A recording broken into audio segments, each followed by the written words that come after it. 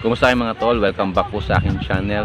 For today's vlog, share ko sa inyo yung isang lugar na pinuntahan namin dito sa lugar ng Kabug-Kabug. Dito sa lugar ng Kabug-Kabug mga tol ay dinadayo at inopen to for tourism. At noon daw time ng pandemic, na-open to dahil maraming mga naghahanap ng open area malayo sa syudad. Doon sa area na yun mga tol ay may tao din sa ilalim ng mangga. Tapos ang area na rin na yun ay marami ding tao dyan mga tol sa ilalim dyan. Ayan. Isa sa nakakapagparelax dito mga tol yung mountain view. At dito mga tol, tanaw na tanaw yung Mount Samat, yung cross ng Mount Samat mga tol.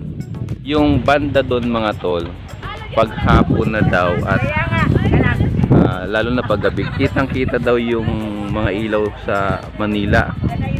Yan, dagat na kasi yan, yun. Ayan, kitang kita daw yung Manila, mga building ng Manila. Yung gantong style mga tol, tulad yan, mayroon ka lang dalang truck na ganto, pick up, yung katulad ng poging lalaking yan, makakapag-relax ka na, ganyan lang, di ba? Tapos meron ka lang ganyang dalang upuan, banig, yan, may lamesa. So pwede ka na makapag-relax sa ilalim ng mangga. Gusto ko ipakilala sa inyo yung mga kasama ko dito na kung saan nag-picnic kami. Ayan po sila. Say hi to my channel mga tol. So ayan. Ayan. So ayan po. So ayan po, may dala lang silang upuan na ganyan na nare-recline. Tapos simple lang nakaka-relax na. So ayan.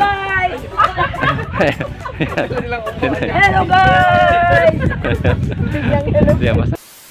Katulad ng batang ito dito nagse-celebrate ng kanyang birthday. So what you can say to my vlog? Hi guys. Yun. Thank you Lord, na 11 years old na ako. What's your name again? Iya. Iya. So yan, si Iya nagse-celebrate siya ngayon ng birthday dito sa Kabug-Kabug View Deck. Happy birthday to you.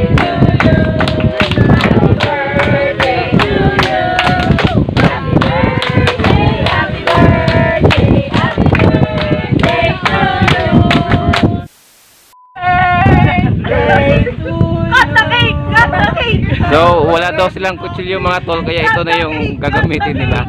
So ayan, pang slice. Yeah, just the tip. Just the tip. Baka mag-viral to Come on. Sige. Sige, slice mo na. Sige. Kainin mo yan. Yeah, until the bottom of the cake. Malinis lang. Inalkoluhol. Malinis lang. Ha? Ano? Inalkoluhol. Ano?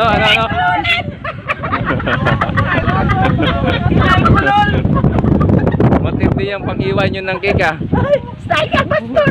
Dito po mga kapatid sa Bataan. Ang panghiwa po namin sa cake ay iba. Kasi kami po ay mga katipunero. Kung naghahanap kayo ng gantong lugar, punta lang kayo dito sa Kabug-Kabug. Kilala to, Kabug-Kabug View Deck, pero hindi na kami umakyat doon sa taas kasi pag ganito daw tanghali, wala siyang puno na katulad ng ganito.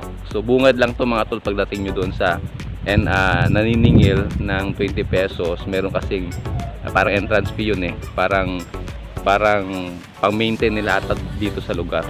So ayun. So hanggang sa muli mga tol. Mga tol, kung kailangan nyo ng mga educational content para sa inyong mga anak, subscribe nyo ito mga tol. Thanks for watching mga tol. Kindly like, share, and subscribe.